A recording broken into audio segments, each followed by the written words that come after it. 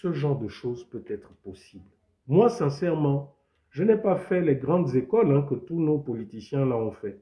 L'ENA, machin, je n'ai pas fait ces écoles. Mais expliquez-moi comment eux, avec leurs gros diplômes, comment avec leurs grosses écoles, nous nous retrouvons dans ce genre de situation. Au point où vous avez nos compatriotes, là, des jeunes, qui vous disent bien non, qui sont là, qui sont en train de marcher avec du matériel, parce que même les véhicules pour les transporter, pour aller travailler, il n'y a pas. Expliquez-nous un peu. Voilà. On demande au responsable, au directeur de ce... Une voiture ne suffit pas, il faut mettre 3 voitures. Voilà. Donc le matériel de travail et même les clôtures pour la ferme, ce sont eux qui doivent faire ça. 3-4 km à pied. Mais la famille, expliquez-moi un peu qu'est-ce qui se passe dans ce pays. Voilà, on a besoin d'avoir le gros diplôme pour avoir un minimum. On vous a demandé 2, 3, 4 véhicules pour le site car il est immense. Ne nous voyez pas comme des rebelles, mais comme des travailleurs qui ont la volonté. Hein? Voilà, merci. Voilà. Vous avez écouté, vous reconnaissez l'ancien activiste ou toujours activiste, je ne sais pas, Jeff Blancpain. Voilà là des Gabonais qui se sont dit, bon, on va prendre le nouveau pouvoir au mot, on va aller en formation, on va. Et encore quand même, quand vous les écoutez, ils vous disent que la formation là-bas au Brésil n'était pas de tout repos. Hein. C'était compliqué, mais ils se sont dit, on va faire parce qu'au retour, non seulement on aura un emploi, mais en même temps, on est en train de participer au développement du pays. Les gens qui aiment crier là sur nous, oh, vous êtes loin, rentrez au pays pour... C'est ça. Si déjà ceux qui sont là-bas, vous n'arrivez même pas à concrétiser des projets, vous n'arrivez même pas à donner un minimum. On nous parle toujours des gros chiffres, monsieur Nonsima, oh les 7 milliards, oh, voilà. Ceux qui doivent mettre en pratique, ceux qui sont tout en bas de l'échelle, qui doivent véritablement avoir les moyens pour travailler, pour que le fameux kilo de viande puisse passer de 4 000 à 2 500, voilà comment ils sont maltraités, ils doivent marcher dans la forêt. Mais s'il a une panthère blesse ou agresse des gens, je suis sûr que beaucoup là ne sont même pas assurés. Que ce fameux projet-là, je suis sûr qu'aucun d'entre eux n'a été assuré par nos autorités. Je suis sûr. Donc on va écouter une autre vidéo, toujours de Jeff Blancpain.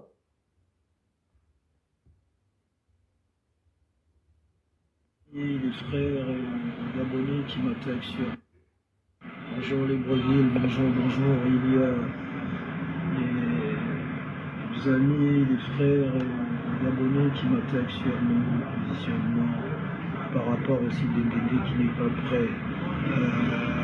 Les vaches sont arrivées, oui, mais les conditions dans lesquelles nous sommes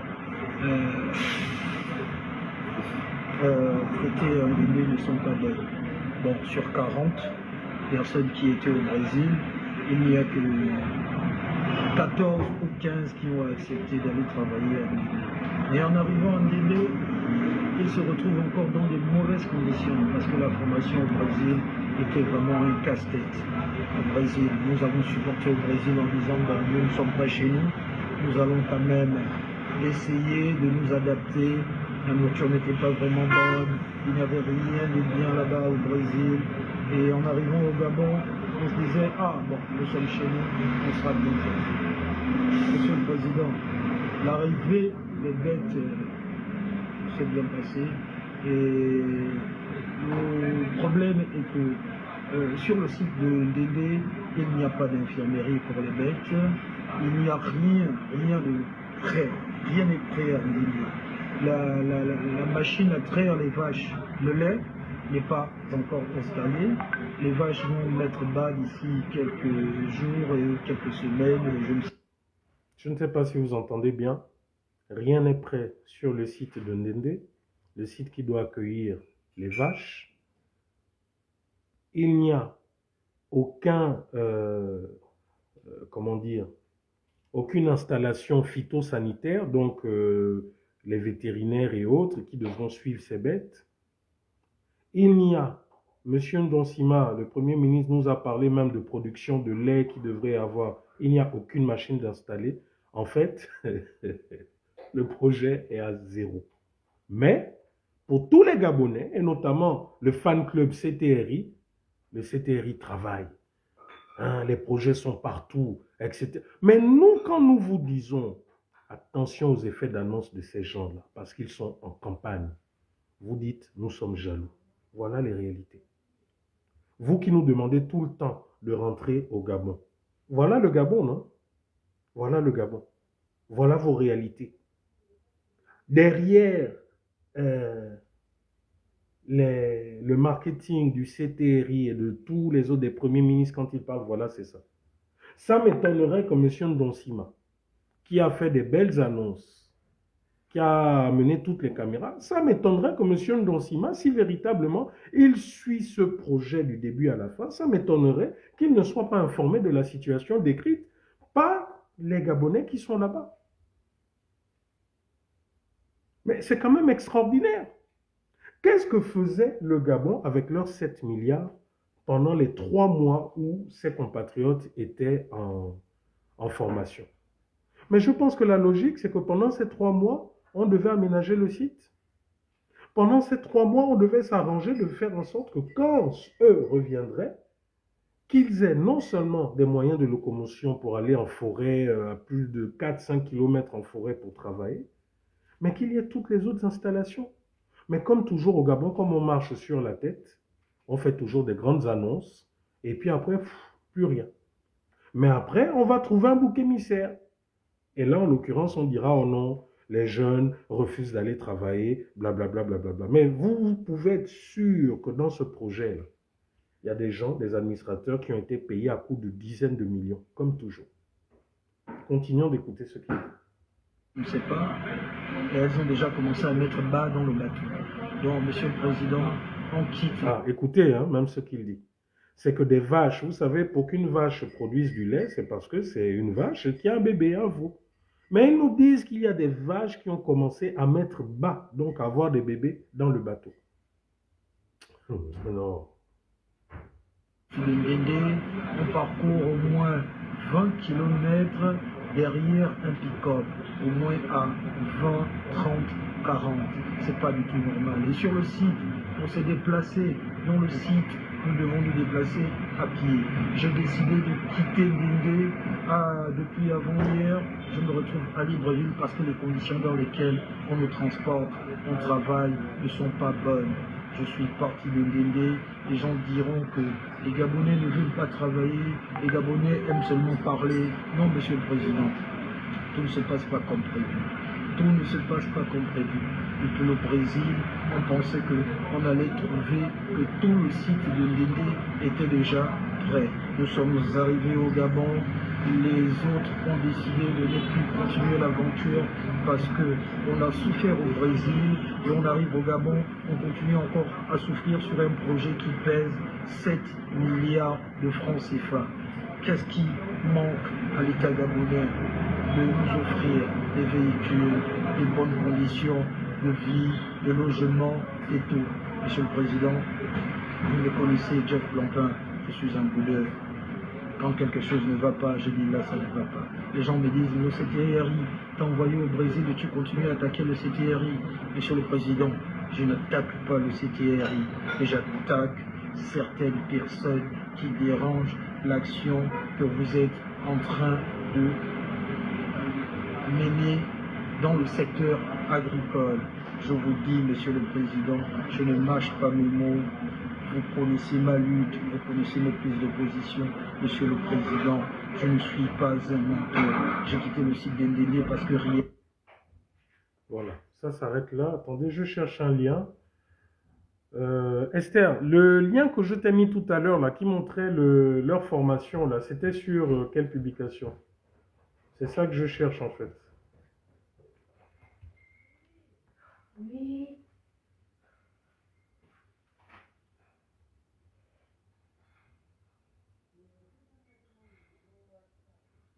Esther, tu peux m'écrire, c'était sur quelle publication, le lien de leur formation? pour que les Gabonais voient un peu de quoi on parle. Ou bien, attendez, je vais directement sur sa page. C'est quoi, Jeff Blancpain, hein? Jeff Blancpain, c'est où, voilà.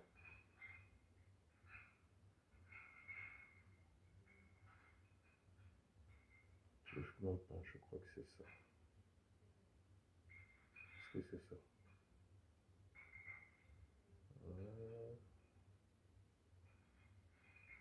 Non, parce que vraiment, ce qui se passe dans ce pays, tu te dis, mais même si on tape sur ces gens, tu as quand même espoir qu'il y ait un petit changement, mais tu te rends compte que non, malgré tout, malgré le fait qu'ils nous vendent que ce soit des militaires, qu'ils ont vu ce que les autres ont fait en mal, mais tu te rends compte que non, que c'est la même chose, si ce n'est pire.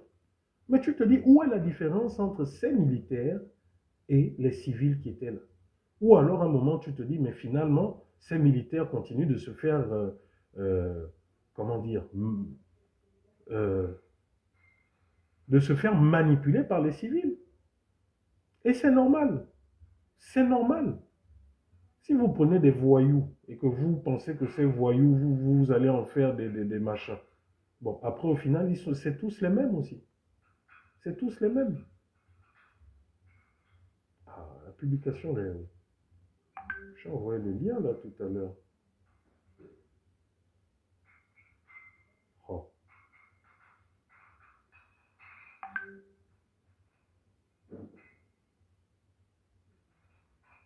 Esther, la publication, elle est où? Oh, ça c'est le Terminator.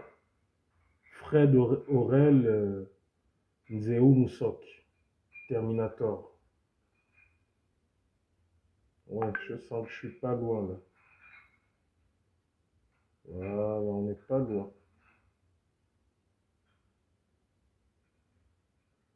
Je crois qu'on n'est pas loin.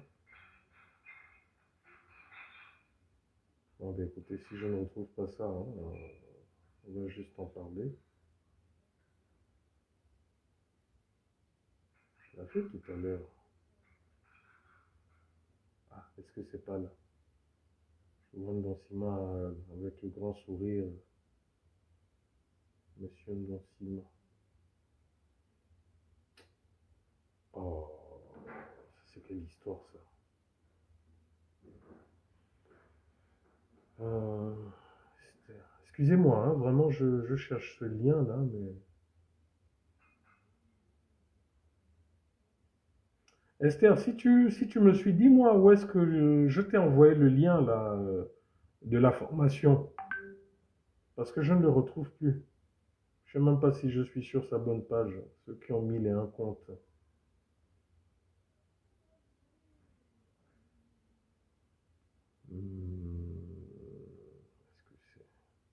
Est-ce que je vois là les choses, le secteur agricole, c'était en septembre. Mais il y avait un reportage, il est où? Il y a même Maïs Moussi, Jonathan Inyomba, tous, hein, ils sont là, tous. Maïs Moussi, Jonathan Inyomba, le fameux projet agricole et autres. Donc demain, ils ne pourront pas nous dire qu'ils ne... Voilà, c'est là, je crois. Haute puissance, est-ce que c'est ça? Non, c'est pas ça. Bon, écoutez, je ne retrouve pas ça, hein.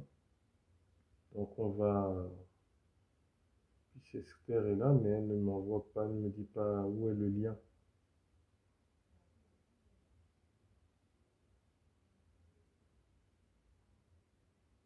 Bref, écoutez, je ne vais pas vous faire attendre pendant longtemps. Ce que je disais, c'est que ces jeunes sont allés au Brésil, et du Brésil où ils étaient, je pense que la logique aurait voulu que... Parce que là, vous avez par exemple des... Ça doit être pas loin, là. Là, vous avez des...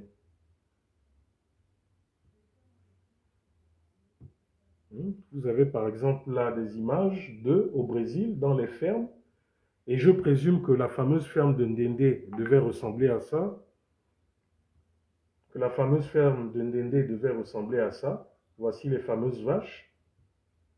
Hein. Là, il est au Brésil. Ça, les vaches, bon, ça est beaucoup plus un zébu qu'une vache. Hein. Voilà. Oh!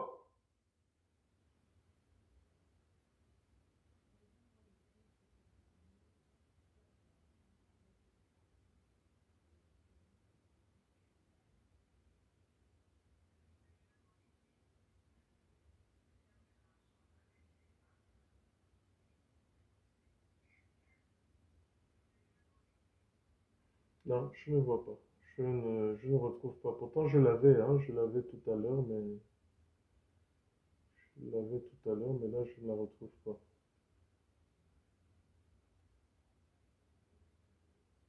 C'est bizarre ça. Bref, je ne retrouve pas.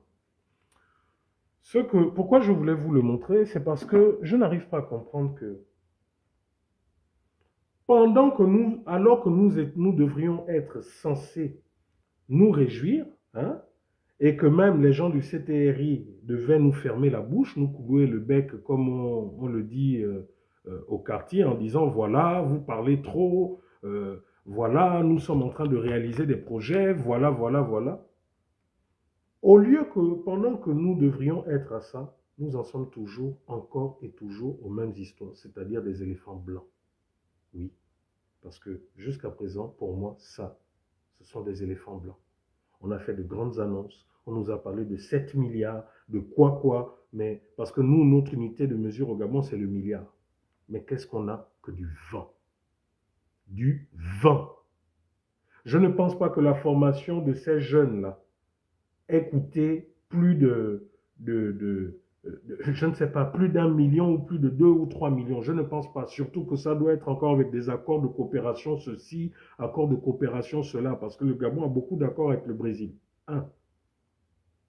Je ne pense pas que ces fameuses vaches-là nous aient coûté énormément. Je ne pense pas. Mais qu'est-ce qui est fait en sorte que jusqu'à présent, qu'il n'y ait rien? Oui, comme le dit là ma sœur Félia, ça ressemble à du blanchiment d'argent. On va voir les gens qui pilotaient ces projets, on va voir subitement dans leur vie des maisons poussées comme des champignons. Et pendant ce temps, les gens qui se battent sont là et n'ont toujours rien. Et c'est encore vous qui traitez les Gabonais de paresseux, de parleurs, de ceci, de cela. Mais ce qui est encore plus grave, c'est qu'au même moment, on se rend compte que, il y a remaniement ministériel. On enlève le ministre de l'Agriculture de là.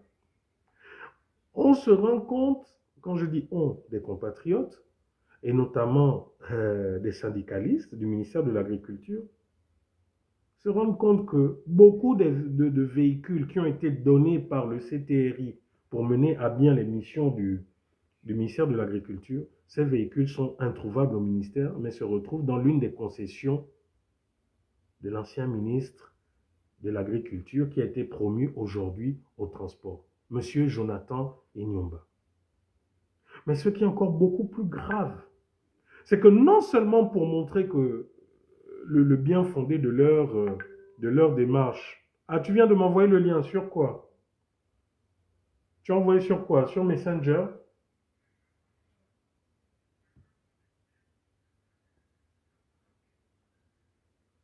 Mais ouvre-toi là. Tu as envoyé ça sur quoi? Messenger? Ah, sur Messenger, ok, d'accord, je regarde.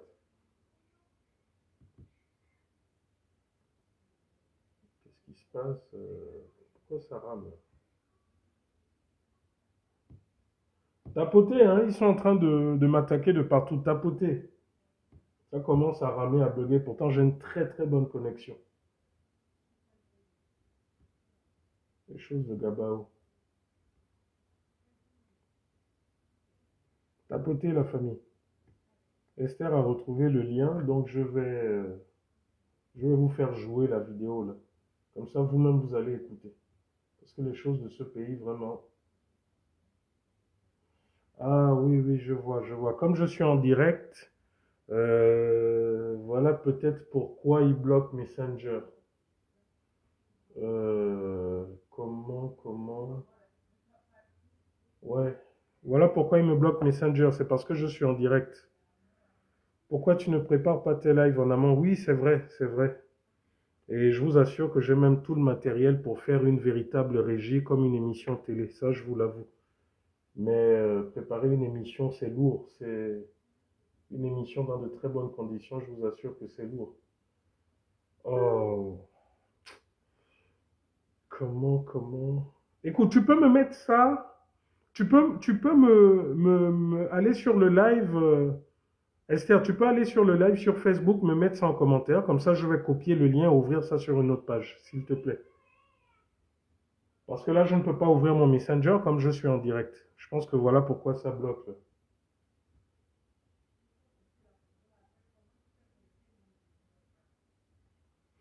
Donc, le temps qu'Esther le fasse, je vous disais que le plus grave, c'est que voilà les agents du ministère de l'Agriculture qui se rendent compte que les véhicules, donc les camionnettes, les pick-up, divers véhicules qui ont été offerts qui ont été donnés ou transmis par le CTRI pour mener à bien les missions du ministère, voilà que ces pick-up sembleraient avoir été détournés par le ministre Jonathan Inyomba, qui, plutôt que de les remettre au ministère, non, les a emmenés chez lui dans l'une de ses maisons, l'une de ses concessions, selon ce qu'ils disent, qui se trouve au niveau de Mindoubé. Et pour certains véhicules, sans plaque d'immatriculation administrative, semble-t-il, en train d'être touchés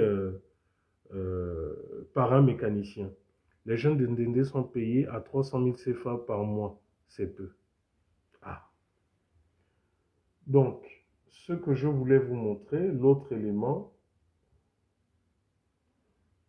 est-ce que tu as écrit? Non, Esther n'a toujours pas mis le lien sur Facebook.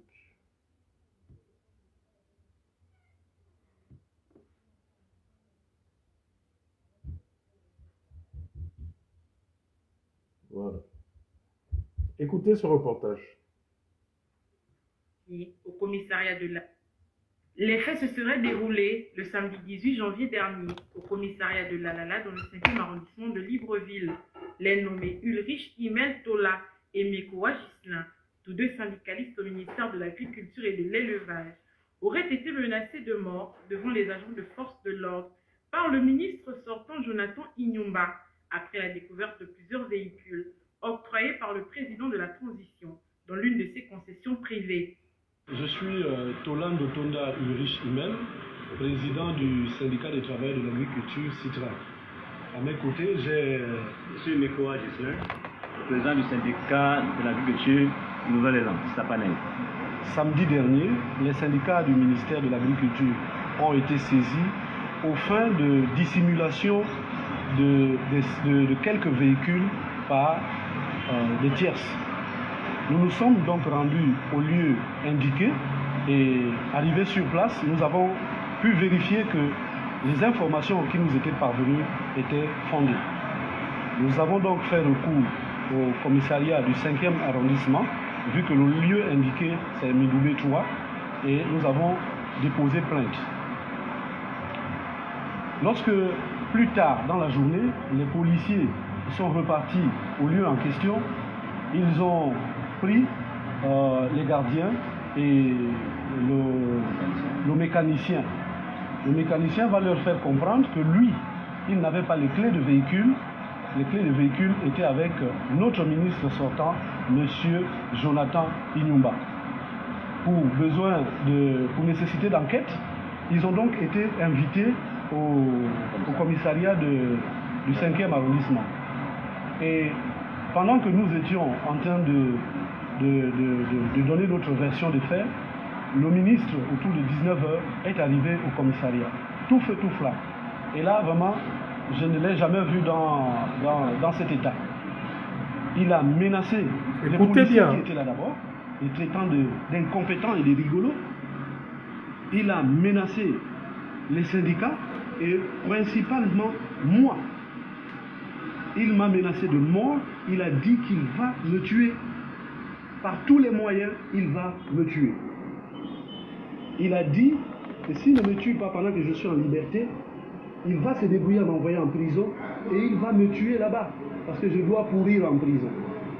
Toute chose qui porterait à croire que certains détenteurs du pouvoir exécutif seraient au-dessus de la loi dans notre pays, au point de tenir de tels propos à l'endroit d'autres compatriotes.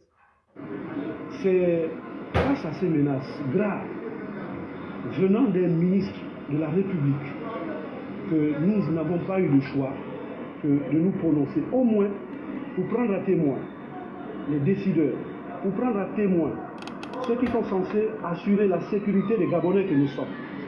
Nous sommes syndicalistes, oui.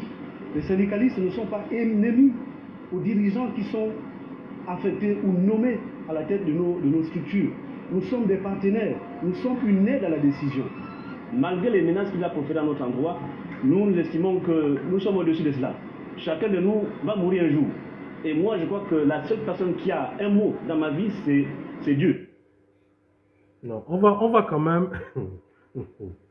C'est pas les gens là sont venus, ils ont pris le pouvoir, ils ont dit oui, voilà, les choses vont changer, la discipline militaire, gna gna gna gna gna gna. On va quand même encore réécouter. Parce que, vous voyez, quand on vous dit que rien n'a changé dans ce pays, que c'est les anciens barons d'hier qui sont revenus avec encore plus de force. Un ministre, non seulement on t'attrape parce que tu aurais détourné les moyens de l'État, du ministère, les gens sont dans un commissariat, tu arrives, tu insultes les dépositaires de la loi, tu menaces les dépositaires de la loi et tu menaces de mort devant les dépositaires de la loi, devant des gens assermentés, tu les menaces de mort. Voilà le Gabon d'Oligui. Là, c'est plus le Gabon de Noureddine, hein, de Sylvia. Voilà le Gabon d'Oligui. Voilà ce qui se passe tous les jours. On va quand même réécouter ça. Mais vous ne verrez jamais ce genre de reportage au niveau de la télévision de Laurence Ndong. Hein. Vous ne verrez jamais ce genre de reportage. Laurence Ndong qui parlait, qui criait, qui faisait ci, qui faisait ça. Aujourd'hui, Laurence Ndong est dans la danse. Vous ne verrez jamais Gabon 24, Gabon première, ce genre de reportage. Donc, on va encore un peu se remettre ce reportage. Parce que c'est vraiment d'une gravité. Et on va observer le général Oligui. Si après des propos aussi graves, si après des actes de détournement aussi graves, ben, M. Oligui va continuer à garder M. Jonathan Inyomba. Parce que quand on vous dit qu'on est dans la République des coquins et des coquins, des petits frères qui commettent des actes qu'on dit à la télé, devant les caméras, qu'on préfère les protéger, hein? Mais si vous n'êtes pas capable d'appliquer la justice avec vos collaborateurs, avec votre famille, mais qu'est-ce que vous pensez que les autres feront? On va quand même se réécouter ça. Qu'on ne dise pas que ce sont les activistes qui font le bruit, qu'on ne dise pas que ce sont les activistes. Là, c'est bien M. Ghislain Mekoa, syndicaliste, président du syndicat Citrag. Allez, on se réécoute un peu ça. Les faits se seraient déroulés le samedi 18 janvier dernier au commissariat de Lalala dans le 5e arrondissement de Libreville. Les nommés Ulrich Imel Tola et Mekoa Ghislain, tous deux syndicalistes au ministère de l'Agriculture et de l'Élevage, auraient été menacés de mort devant les agents de force de l'ordre par le ministre sortant Jonathan Inyomba après la découverte de plusieurs véhicules octroyés par le président de la transition dans l'une de ses concessions privées. Je suis Tolando Tonda Ulrich Imel, président du syndicat des travailleurs de l'agriculture Citrag. À mes côtés, j'ai M. Mekoa Ghislain, président du syndicat de l'agriculture Nouvelle-Élan, Sapaneng. Samedi dernier, les syndicats du ministère de l'Agriculture ont été saisis aux fins de dissimulation de quelques véhicules par des tierces. Nous nous sommes donc rendus au lieu indiqué et arrivés sur place, nous avons pu vérifier que les informations qui nous étaient parvenues étaient fondées. Nous avons donc fait recours au commissariat du 5e arrondissement, vu que le lieu indiqué c'est Midoubé 3, et nous avons déposé plainte. Lorsque, plus tard dans la journée, les policiers sont repartis au lieu en question, ils ont pris les gardiens et le mécanicien. Le mécanicien va leur faire comprendre que lui, il n'avait pas les clés de véhicule. Les clés de véhicule étaient avec notre ministre sortant, M. Jonathan Inyumba. Pour nécessité d'enquête, ils ont donc été invités au commissariat du 5e arrondissement. Et pendant que nous étions en train de donner notre version des faits, le ministre, autour de 19h, est arrivé au commissariat. Tout feu, tout flamme. Et là, vraiment, je ne l'ai jamais vu dans cet état. Il a menacé les policiers qui étaient là d'abord, les traitant d'incompétents et de rigolos. Il a menacé les syndicats et principalement moi. Il m'a menacé de mort. Il a dit qu'il va me tuer. Par tous les moyens, il va me tuer. Il a dit que s'il ne me tue pas pendant que je suis en liberté, il va se débrouiller à m'envoyer en prison et il va me tuer là-bas parce que je dois pourrir en prison. Toute chose qui porterait à croire que certains détenteurs du pouvoir exécutif seraient au-dessus de la loi dans notre pays, au point de tenir de tels propos à l'endroit d'autres compatriotes. C'est face à ces menaces graves venant d'un ministre de la République que nous n'avons pas eu de choix que de nous prononcer, au moins pour prendre à témoin les décideurs, pour prendre à témoin ceux qui sont censés assurer la sécurité des Gabonais que nous sommes. Nous sommes syndicalistes, oui. Les syndicalistes ne sont pas ennemis aux dirigeants qui sont affectés ou nommés à la tête de nos structures. Nous sommes des partenaires, nous sommes une aide à la décision. Malgré les menaces qu'il a proférées à notre endroit, nous estimons que nous sommes au-dessus de cela. Chacun de nous va mourir un jour. Et moi, je crois que la seule personne qui a un mot dans ma vie, c'est Dieu. Voilà. Vous avez entendu. Voilà les collaborateurs choisis exclusivement par le général Oligui. En 2024, pendant que les Gabonais vont marcher en forêt parce que, n'ayant pas de véhicule, d'autres se permettent d'utiliser ces véhicules. Je vais vous montrer les véhicules. Vous allez voir les véhicules, les fameux véhicules. Parce que vraiment, ce qui se passe dans ce pays, on se demande à un moment donné si... Voilà les fameux véhicules. Je vais rapprocher encore. Voilà les fameux véhicules. Donc vous avez pas mal vous avez pas mal de SUV, là. Vous avez pas mal de pick-up, là. Hein? Vous voyez? Ça, là. Voilà ce dont tous nos compatriotes auraient besoin, des 4x4, des machins. Non. Hein? Et vous voyez, il n'y a pas de plaques. Les plaques d'immatriculation ont été enlevées. Ou alors elles n'ont pas été mises à l'effigie du ministère de l'Agriculture. Bon, il y a une qui a quand même la plaque, un pick-up, un bon 4x4. Voilà les 4x4 dont ont besoin tous nos compatriotes qui travaillent là-bas en forêt. Hein? Voilà. Les Suzuki et autres. Ça, c'est les voitures que le CTRI affectionne actuellement. Et voilà M. Jonathan Inyumba, c'est lui. Que j'ai appelé dans mon live la brute. Oui, la brute parce que on ne peut pas, aujourd'hui, en 2025, se présenter comme un haut commis de l'État, débarquer dans un commissariat, menacer des dépositeurs de la loi, menacé de mort, c'est-à-dire qu'il a tellement d'assurance qu'il se permet même devant des policiers, c'est pas devant, je ne sais pas, un Gabonais lambda, mais des dépositeurs, donc des gens qui sont assermentés, menacer des syndicalistes de mort. Il ne s'arrête pas là en disant « je vais vous tuer » ou alors « je vais tout faire pour que vous alliez en prison et je vous tuerai la mort en prison ». Donc ça veut dire qu'en fait, ces gens-là, en parlant comme ça, nous expliquent qu'ils ont un pouvoir tel qu'ils peuvent influencer, manipuler la justice pour vous envoyer en prison. Et une fois en prison là-bas, ils peuvent aussi vous tuer. Mais comment ils peuvent vous tuer en prison alors que logiquement vous êtes censé payer votre dette à la société et que vous êtes quand même censé être protégé par l'État via les gardiens de prison, via la sécurité pénitentiaire. Ça veut dire tout simplement qu'au sein de la sécurité pénitentiaire ou au sein d'autres détenus, ils ont des assassins, ils ont des tueurs à gages. Voilà les réalités du Gabon.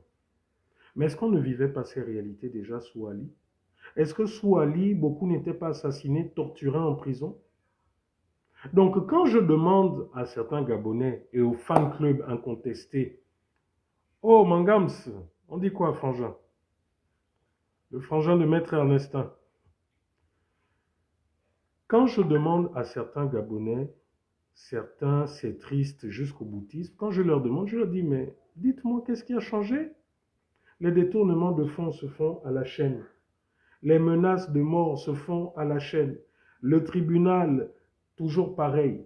Les magistrats ne sont pas libres. Ces derniers ne prêchent que pour leur chapelle. Ils ne savent entrer en grève que lorsque les réformes qui visent à améliorer leurs conditions de vie, donc leur portefeuille, leur popote, ne sont pas appliquées. C'est là où vous savez, où vous pouvez voir tous les syndicats de magistrats entrer en grève, comme là. Dans tout le pays, depuis plusieurs semaines, le pays est à l'arrêt. Toutes les juridictions sont à l'arrêt parce que les magistrats sont en grève. Parce que jusqu'à présent, voilà. Ils ne sont pas en grève à cause du peuple. Ils ne sont pas en grève parce qu'ils sont fatigués d'avoir les politiques qui s'immiscent dans leur métier. Non, ils sont en grève parce que tout simplement, les résolutions des différents symposiums qui leur octroient plus d'argent et autres ne sont toujours pas appliquées. Donc, qu'est-ce qui a changé dans ce pays? Restauration de la justice, zéro. Restauration de l'ordre public véritable, zéro. Aujourd'hui, ceux qui se comportent en bangando, en assassins, en criminels, ce sont les forces de défense et de sécurité. Les ministres qui devraient avoir une gestion orthodoxe, zéro. Les ministres se comportent en brigands. Mais vous verrez que malgré tout ça, malgré le fait que des milliers de Gabonais voient tout ce qui se passe, Jonathan Inumba sera tranquillement tranquille, comme dit l'autre, dans son nouveau poste de ministre des Transports. Il a échoué au niveau du ministère de l'Agriculture, comme l'autre a échoué au niveau du ministère de l'Économie, mais vous les verrez tranquillement tranquilles, l'un au niveau du ministère des Eaux et Forêts, l'autre au niveau du ministère des Transports. Les chaises musicales dont on parlait sous les différents gouvernements précédents, Dali et autres là, aujourd'hui tu es ministre du Commerce, demain tu es ministre de la Communication, après-demain tu es ministre je ne sais pas, du Transport. Tu as échoué dans un ministère. De formation, tu es dans l'économie. Tu échoues à ce niveau. On te met à la communication qui n'est pas ton machin de prédilection. Tu échoues là-bas. On t'enlève là-bas, on te met ici. Mais ce n'est pas ça que nous avons décrié. Mais Oligui est en train de faire la même chose. Oligui est en train de faire la même chose. Donc vous vous attendez à quoi véritablement avec cette transition? Dites-moi, à quoi vous vous attendez à cette transition? Voilà, ils font une annonce là-bas. Oh, les terrains, oh, les Gabonais, vous qui voulez les terrains, oh, machin, à Igoumé, oh, quoi. Oh. Les militaires ont eu des maisons viabilisées, construites, tout ça en moins d'un an. Vous, le peuple, on vous dit, bon, vous, c'est les parcelles. Venez payer 3 millions, vous aurez les parcelles avec titre foncier. Jusqu'à présent, les Gabonais, rien. C'est même le papier là où j'ai marqué le nom du cabinet d'avocats. Voilà. Le cabinet de maître Suzanne Ogoula, Nkondouari. Jusqu'à présent, les Gabonais n'ont toujours pas vu les terrains qu'ils ont achetés. Ils n'ont toujours pas vu aucune visite, rien. Le titre foncier que vous aviez dit, rien du tout. Donc dites-nous, qu'est-ce qui a changé? Ça, là, on n'a pas connu ce genre de problème aussi avec la PLNS ou je ne sais trop quoi, là. Les gens qui ont donné des dizaines de millions pour acquérir leur maison avec titre foncier et tout. Jusqu'à aujourd'hui, rien. Rien.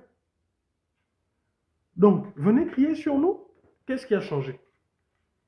Hier, nous avions des gens que le pouvoir utilisait, les généraux des Mapan, les ceci, les cela. Ce n'est pas les mêmes gens aujourd'hui que le même pouvoir est en train d'utiliser.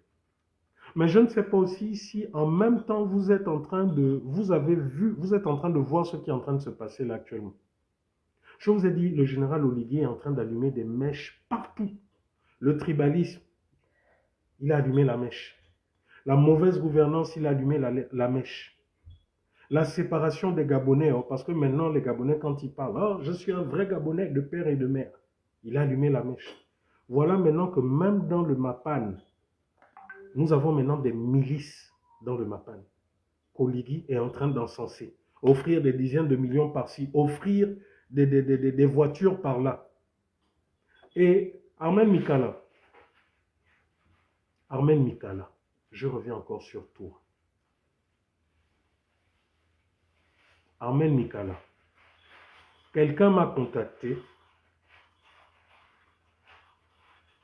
parce que tu aurais reçu 30 millions de la part d'émissaires de la présidence à une certaine période derrière la Cour constitutionnelle. Et tu étais censé redistribuer cet argent aux gens des Mapan, des PK. Je parle au conditionnel. Je suis en train d'arriver sur toi avec toutes les preuves. Je dis bien, je suis en train d'arriver sur toi avec toutes les preuves. Là, ce n'est pas l'affaire des permis. Là c'est encore une autre affaire. Mais je me rends compte que vraiment le général Oligui, je ne sais pas. Donc vous pensez que le fait de vous attacher à des voyous, à des machins, c'est que vous allez maîtriser la population en commençant par les Mapan, comme on dit? Je viens de voir un truc, attendez, je vais vous montrer ça un peu, parce que vraiment ce qui se passe, je ne sais pas si les Gabonais se rendent compte de ce qui se passe.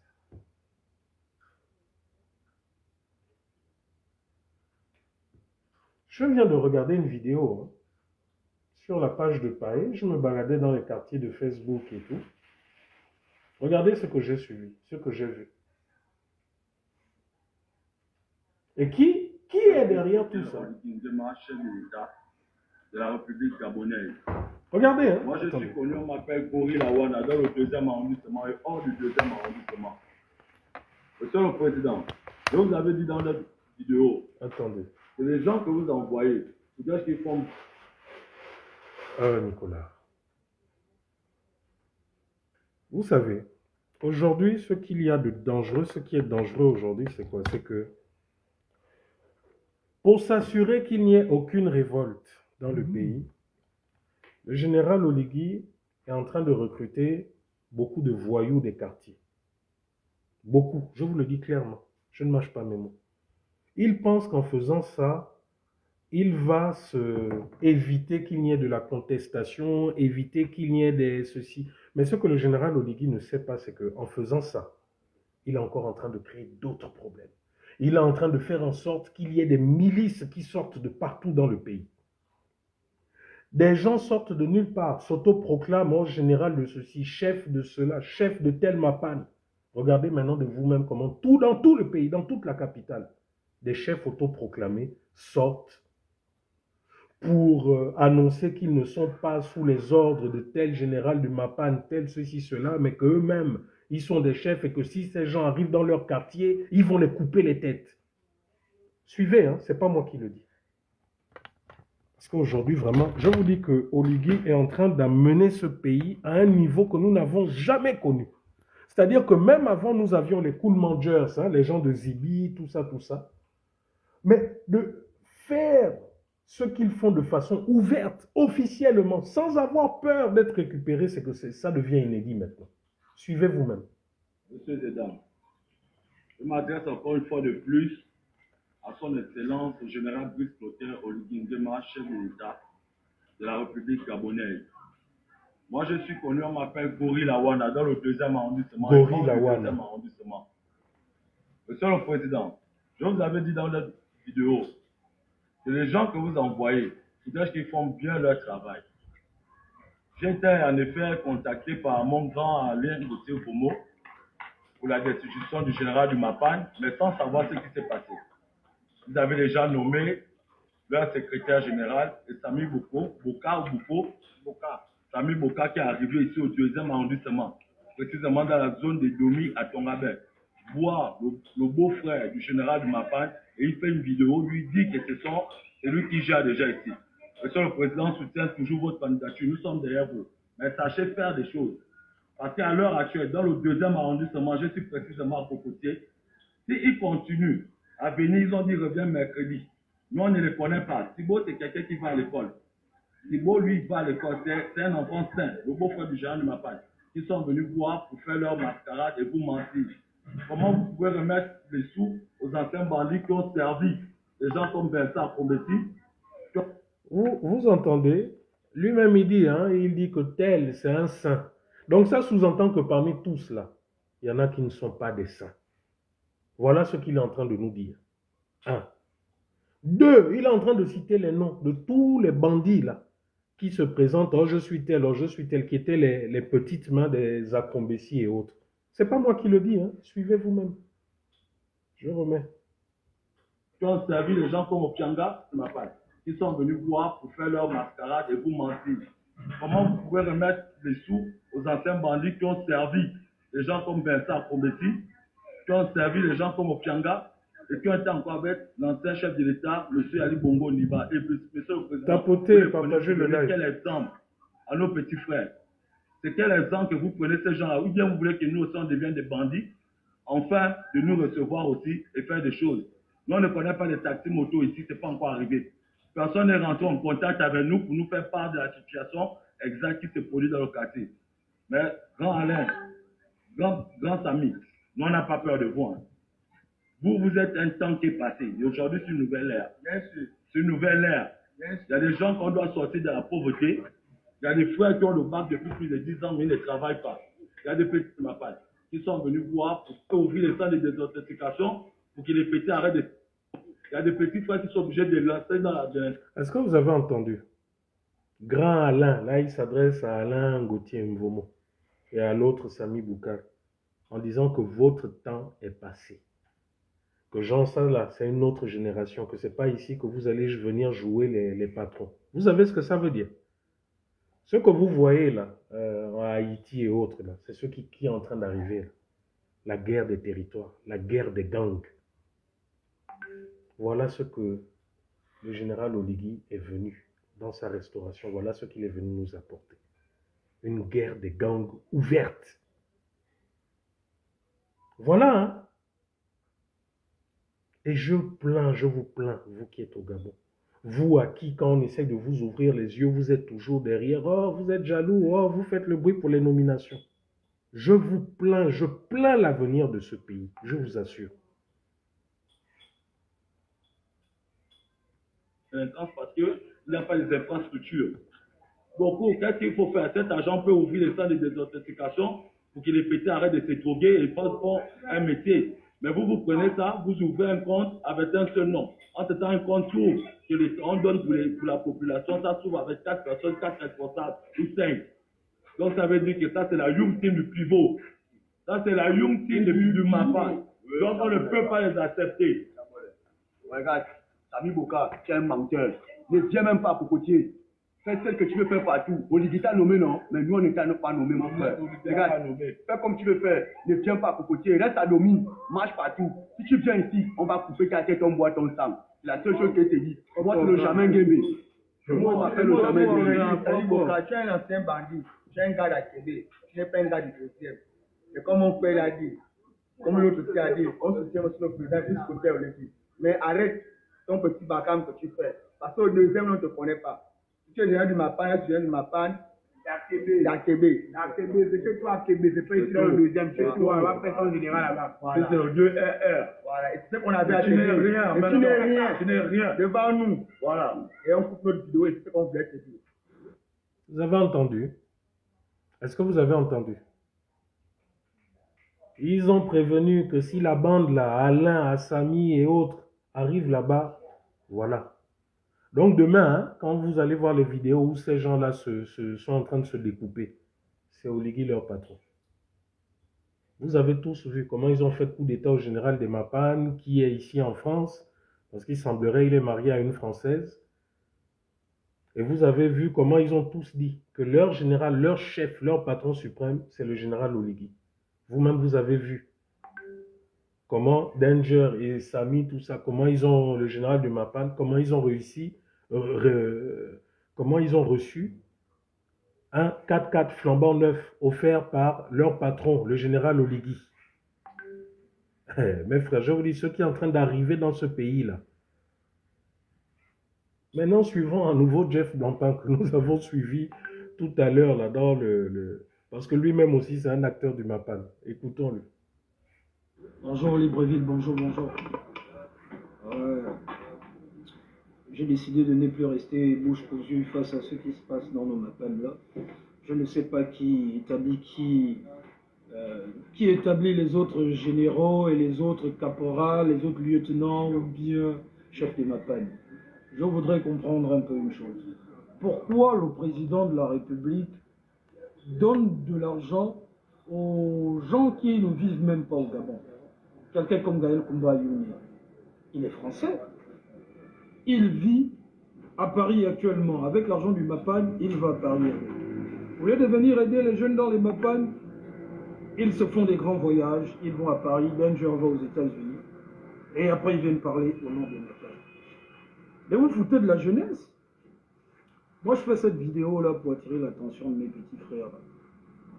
Vous êtes trop manipulés, vous êtes trop emportés par tout vent. Quelqu'un viendra vous dire « Oh, je suis général des Mapan, je suis chef des services des Mapan ou ministre des Mapan. » Eh, les jeunes, réveillez-vous.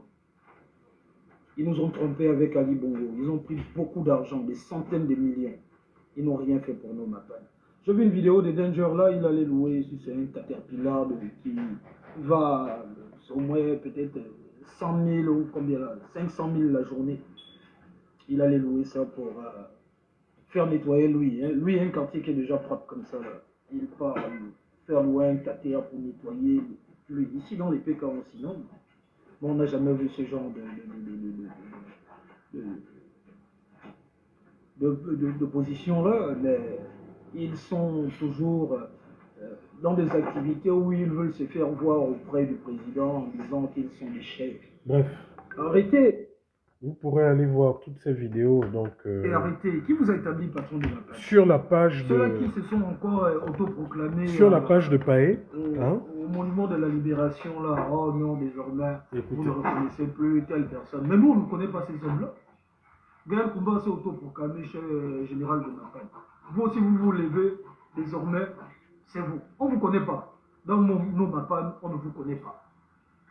Et nous ne voulons pas continuer avec ce genre de choses. Arrêtez d'aller prendre l'argent chez le président et venir dire que non, c'est pour aller aider les jeunes des Mapan. Bon, je ne vais pas faire leur promotion. Le but, c'était de vous faire passer ce message. Le live est quasiment fini.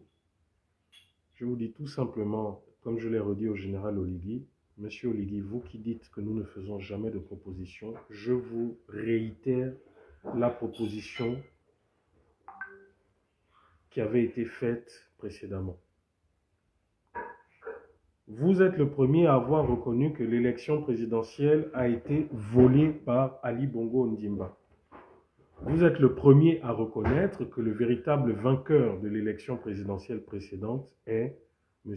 Albert Ondo Ossa.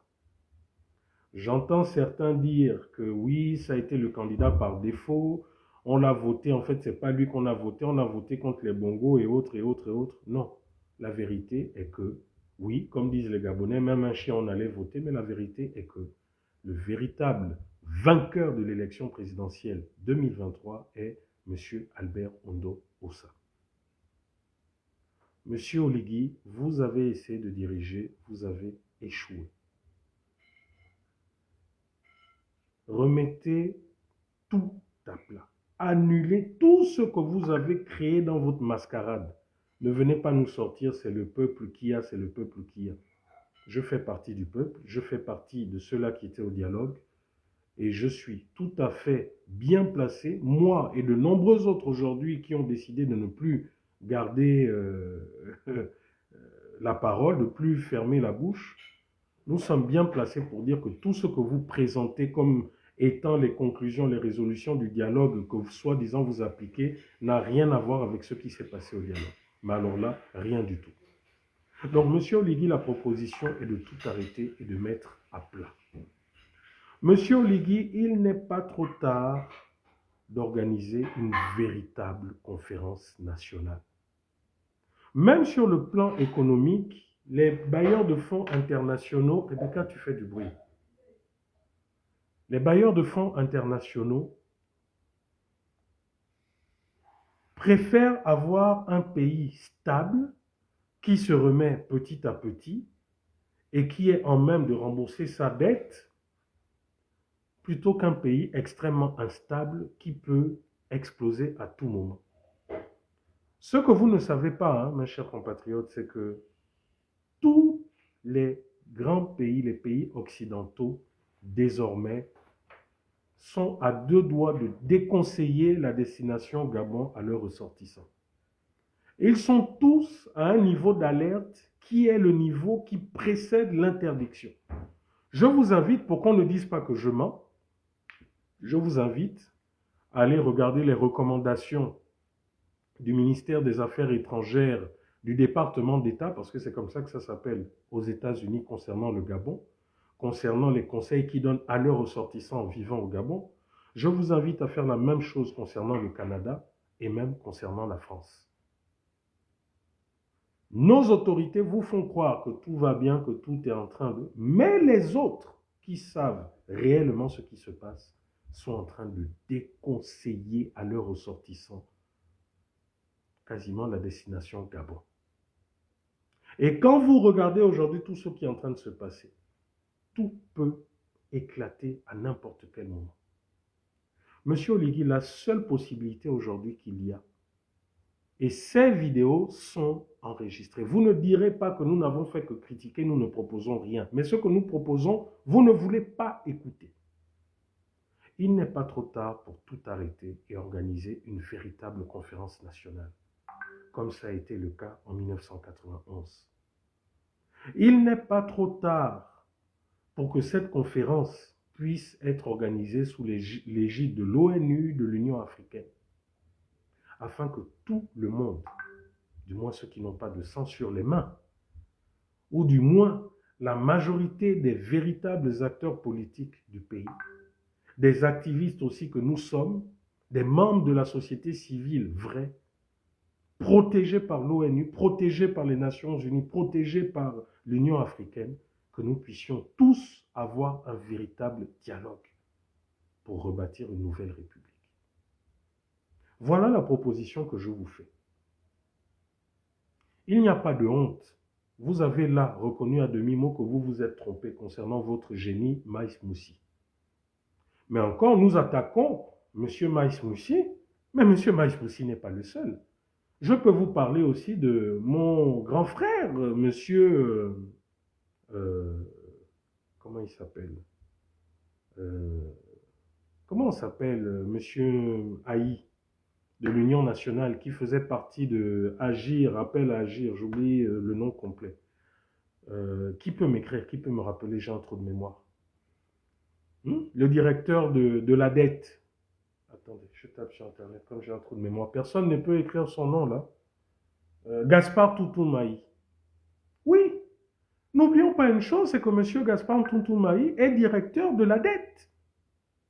M. Gaspard Tutumaï est celui-là même qui est celui qui organisait, dirigeait et pilotait la dette du pays. Donc, c'est vrai qu'on tape sur Maïs Moussi, mais derrière Maïs Moussi ou avec Maïs Moussi, mais voilà toutes les personnes.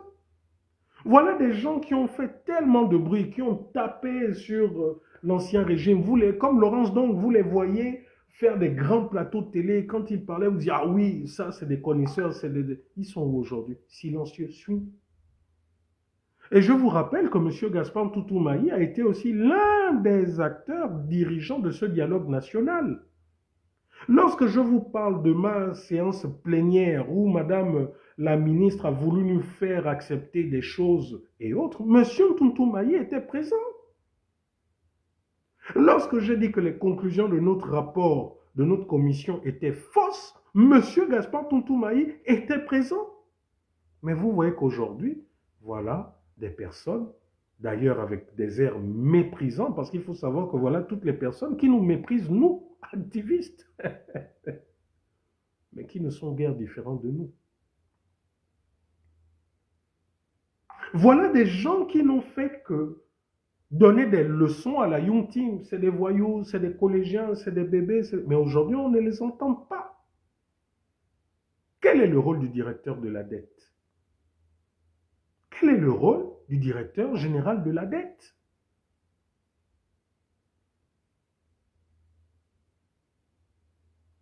Monsieur Brice Clotaire Oligui, non seulement tout vous interdit de vous présenter, votre propre charte. Ok, le téléphone va encore se décharger. Attendez, je mets là. Non seulement tout vous interdit de vous présenter, votre propre charte, parce que vous avez été ministre de l'Intérieur, ministre de la Défense. Votre charte a été claire. Dès l'instant où un Gabonais a été ministre de l'un de vos gouvernements, il ne peut pas se présenter pour la présidentielle. Vous avez été ministre. Même si après vous êtes sorti, vous avez été ministre. Vous êtes disqualifié automatiquement. La charte de démocratie, de bonne gouvernance de l'Union africaine signée et ratifiée par le Gabon vous interdit de vous présenter. Monsieur Brice Clotaire Oligui, la sagesse voudrait que si vous voulez laisser votre nom vraiment gravé positivement pour la postérité, pour ce pays, surprenez les Gabonais, surtout tous les Kounabélistes, tous ceux qui vous encensent et qui vous font croire que voilà, vous aurez le pouvoir, vous allez gouverner correctement. Vous voyez que jusqu'à présent, c'est un échec. Surprenez-nous, surprenez tout le monde. Mettez tout à plat. Organisez une conférence nationale. Organisez même une transition, je ne sais pas, de 5 ans que vous voulez, que vous piloterez avec le véritable vainqueur de l'élection présidentielle, à savoir M. Albert Ondossa. Que ça soit lui qui dirige le pays. Co-dirigez si vous voulez avec lui, parce que vous avez quand même réalisé un coup d'État. Ça, nous vous l'accordons. Palais de révolution, de palais ou pas, vous l'avez quand même fait. Donc moi, voilà la proposition que je fais aujourd'hui. Mais si vous pensez que le fait d'avoir pris les PDGistes, le fait d'avoir acquis, d'avoir fait en sorte que tous ceux qui avaient faim là, les syndicalistes, certains syndicalistes, les membres de la société civile, tous ceux qui parlaient fort là, qui avaient faim, le fait de les avoir pris, de les avoir mis dans vos poches, le fait de sortir de l'argent pour essayer d'alimenter le MAPA, le machin, regardez vous-même ce que Dieu vous montre. Vous dites que vous êtes chrétien, vous dites que vous êtes spirituel, que vous avez des pygmées avec vous, mais regardez vous-même ce que la chrétienté, ce que la spiritualité vous montre. L'échec. Et ceux qui arrivent devant, là, ce n'est pas du tout bon. Il n'y a pas de mal, je dis bien encore une fois, il n'y a pas de mal à avoir essayé et à avoir échoué. On doit essayer encore et essayer. Et donc là, moi, je vous invite à essayer à nouveau, mais cette fois-ci, en repartant sur les véritables bases. Vous avez essayé avec les PDGistes, qu'est-ce qu'ils ont fait? Ils ont fait ce qu'ils savent le mieux faire. C'est-à-dire être dans le vol, être dans le transport de population, être dans tout et n'importe quoi. Être dans comme à l'époque. Bertrand Zibi, quelle proposition Bertrand Zibi peut vous faire? Lui qui a été à l'origine de la création des CAPIS, des Cool Mangers, lui qui a été en tant que civil dans les hélicoptères où on apprend que des gens ont été tués, assassinés. Qu'est-ce que les gens comme ça peuvent vous apprendre? Ils ne peuvent vous apprendre que ce qu'ils ne savent faire. Et vous-même, monsieur Oligui, qu'est-ce que vous savez faire? Vous ne savez faire que l'armée. La preuve, vous ne parlez pas comme un président, vous ne cherchez même pas à vouloir parler comme un président. Vous ne faites que commettre des boulettes, par-ci, par-là. Remettez le pouvoir à monsieur Albert Ondossa. Nous l'avons voté.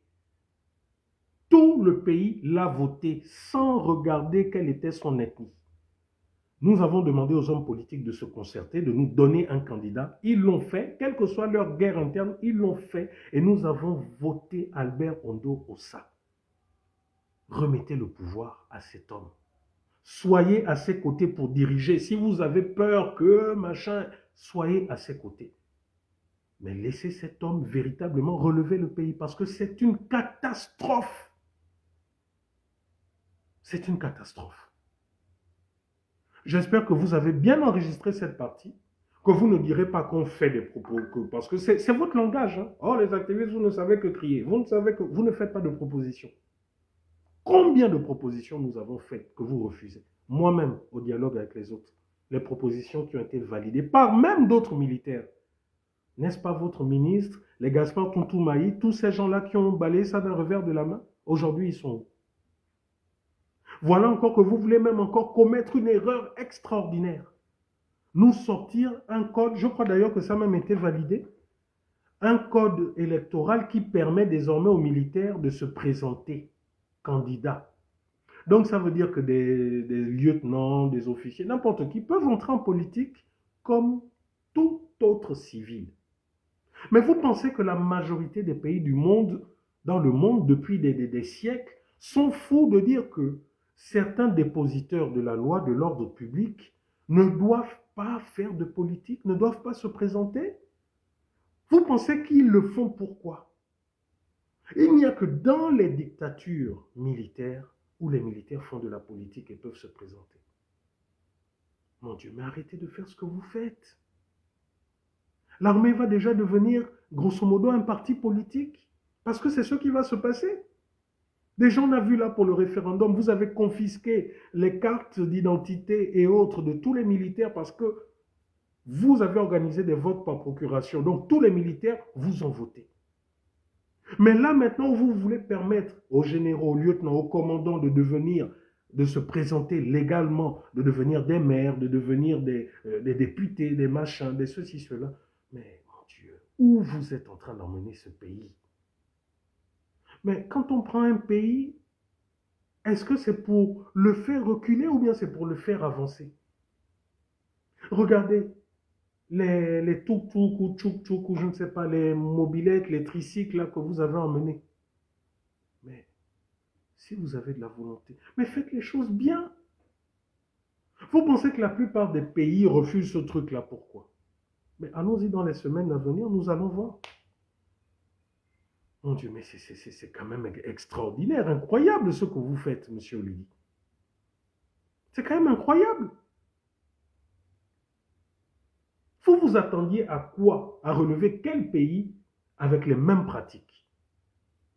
Avec des PDGistes qui ne savent que voler, qui ne savent que tuer, qui ne savent que menacer. Vous vous attendiez à quoi? Mais les exemples sont là tous les jours. Tous les jours, les exemples sont là. Monsieur Oligi, si vous n'écoutez pas, je vous dis, la CPI vous guette. La CPI vous guette. Vous ne pourriez pas, là cette fois-ci, vous ne pourrez pas vous cacher derrière, oh non, on nous donnait des ordres, on exécutait. Hier, vous avez tué, vous avez amputé, vous avez massacré des Gabonais, vous vous cachez derrière, oh non, on nous donnait des ordres. Mais pourtant, l'armée dit qu'un ordre mal exécuté, mal donné, ne doit pas être exécuté. Aujourd'hui, c'est vous qui donnez les ordres et c'est vous qui appliquez encore. Vous allez vous cacher derrière qui? Plus de PNAMGS, plus de ceci, on ne peut plus payer, on ne peut plus faire ci.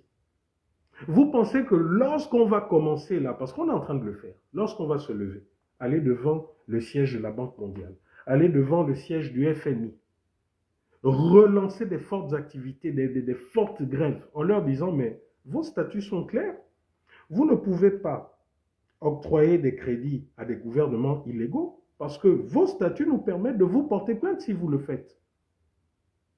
Quand ils vont véritablement vous couper les vivres, vous ferez quoi?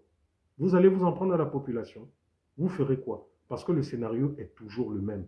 Vous prendrez un avion, je ne dis pas votre avion parce que ce n'est pas votre avion, vous prendrez nos avions et vous allez quitter le pays.